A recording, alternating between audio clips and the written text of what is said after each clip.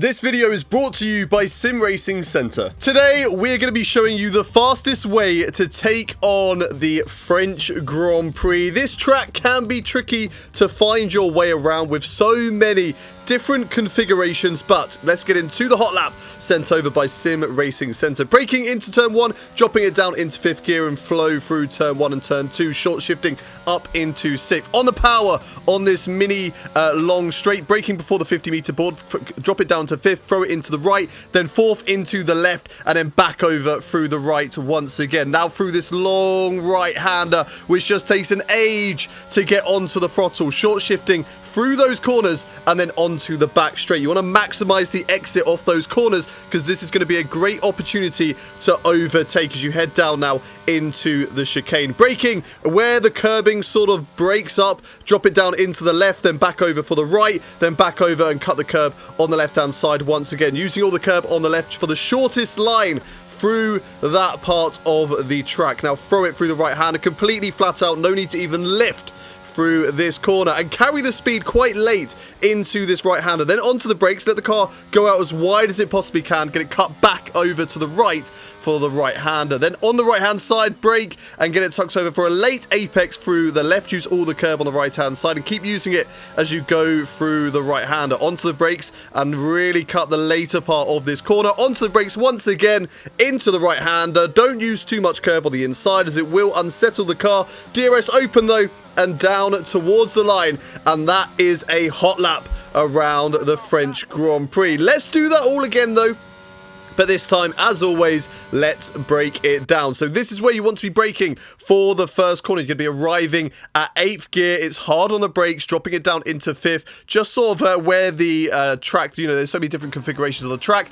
You want to use that sort of one in the middle as your reference point. Short shift up into 6th for turn 2, and then head down into the next section of corners. Braking here just before the 50-meter board. You want to get a dab of brake, quite strong on it, and then throw it into the right-hander, 5th gear through there, and just carry the speed as much as possible. Drop it down to 4th and really hug the curb for as long as you can on the left-hand side. This way you're going to dab the brake once again and take the right-hander. So want to carry the speed once again through this corner. Use all the curbing on the left-hand side and again on the right and again on the left, just to really maximize the traction out of that corner, because like I said earlier, this is a great opportunity to overtake someone. The best opportunity around the tracks. You head down now into the chicane now. So this is where you want to brake just before the curbing begins on the right-hand side. It breaks away momentarily for a different track configuration, but if you want to just sort of get onto it at the second part, throw it through the left 4th gear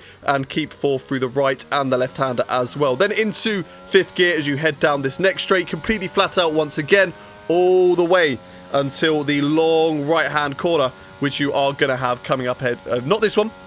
The next one, the one that you're going to have coming up through here. So here you go, on the brakes, quite late into the corner. You have to be very committed into this right-hander to take it this far and then put on the brakes. But trust me, you brake earlier than that, you're going to be turning in way too early for this corner. So allow the car to get out wide, then back over to the right, and then on the throttle, dropping it down from 6th gear here, hard on the brakes, and it's a weird line. You want to be really wide on entry, and then cut back really late. Don't touch the inside curb because it will really unsettle the car. Short shift from 5th to 6th, and then really hug this curb on the right. This is where you want to be braking for the left-hander, and just want to take as much curb as you possibly can on this one. Not so early though. Don't go for the earlier apex. Try and maximize a later one. Watch here. We're going for a later apex through the curbing and then get the car back over to the left-hand side to brake in a straight line down into, I believe, a 3rd gear. No, keep it in 4th, but don't touch curb on the inside and then use the curb on the left for the power, on the traction, down to the line,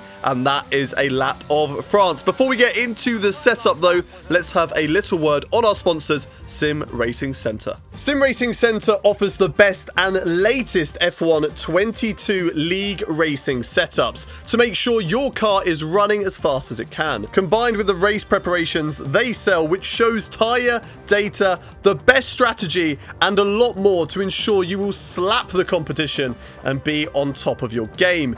With these products, all you need to do is focus on your driving. If that's something you struggle with though, get a one-to-one coaching session with esports or esport academy drivers. Sim Racing Center also offers race engineers like you have seen on the League Racing series that I run on this channel, who will help you live during the race with your best strategy. Now, this is a company that I use for all of my setups. When it comes to setting up the car, I'm absolutely clueless. So these guys point me in the right direction to go as fast as I possibly can. And if you want to stay up to date with the best setups, make sure you use the code Hayden at checkout for 10% off. Okay, into the setup then that is going to make you go faster around the Paul Ricard Circuit, dropping it into the aerodynamics, and we're going to go for 15-13 on this one. Very low aerodynamics because there's a lot of long straights, great opportunities to overtakes, but you need a little bit of aero just to get through those high-speed corners around the track. Moving over to the transmission, 60-50, no different to other circuits here. Low transmission,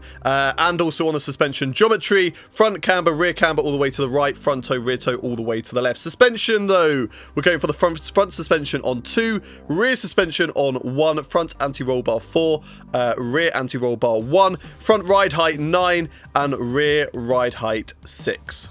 As for the brakes and tyres, nothing really changes too much here. For the brakes, it's 100%, 50%. The tyres do change a little bit, but it's only 23.0 on the fronts. The rears are exactly the same maximum levels on that one. And that is going to do for the hot lap and setup around France. Big thank you to Sim Racing Center for sending over both the hot lap and the setup. And of course, if you want to go and check them out, use the link in the description and use the code Hayden at checkout for 10% off. If you enjoy more stuff like this, make sure you hit that subscribe button, and I will see you on the next one. Goodbye.